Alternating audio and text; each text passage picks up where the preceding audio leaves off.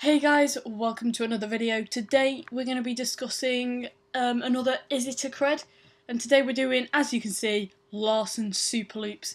It is often debated whether these are coasters. Some people, cough cough Jim Reid-Anderson, call these coasters. But many enthusiasts don't see them as coasters, so we're going to be discussing that in today's video. And at the end I'll give you my thoughts on the final verdict.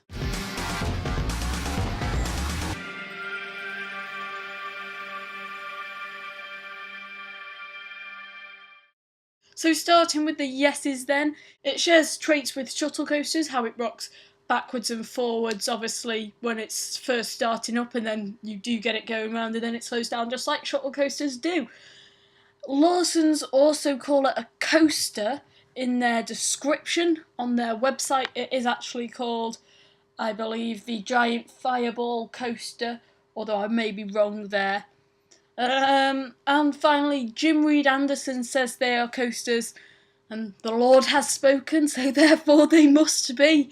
That one is really just a bit of a joke. We're inside the theme park community.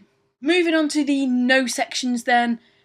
There's quite a few here, as you can tell. The first one is one that's starting to become a running theme in the Is It a Cred series on the channel. Obviously, if you haven't seen the other two, go and check them out. And if you're watching at a later date, there may even be some newer ones out, but it doesn't coast around the track is the point, due to the fact it was powered, and I'm sure you're getting sick of seeing this if you've seen the other two.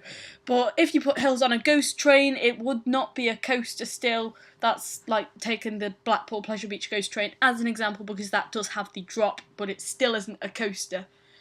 It doesn't technically run on track. I mean, it is in a track, but it doesn't actually run along the track, I don't believe.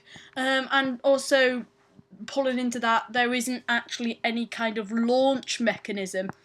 Instead, it does just run on a pulley system. Kind of, that's the best way of describing it. I mean, it isn't a pulley system, but that is the best way to describe its movement. If you've never seen them before, just go and watch a POV and you'll see what I mean.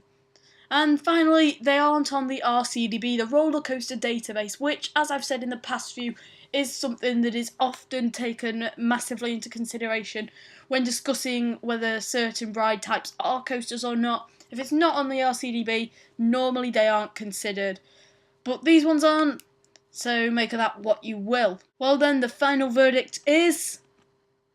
it is not a coaster. The first time in the series I've just plain out said it's not a coaster.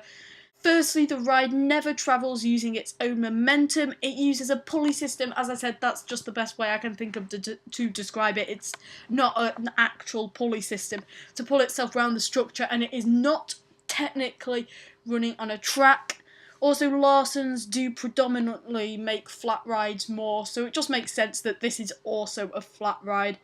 But that's what I think about it. What do you think about it? Click the I to vote now, and also tell me in the comments below, and you guys can discuss it down there if you want.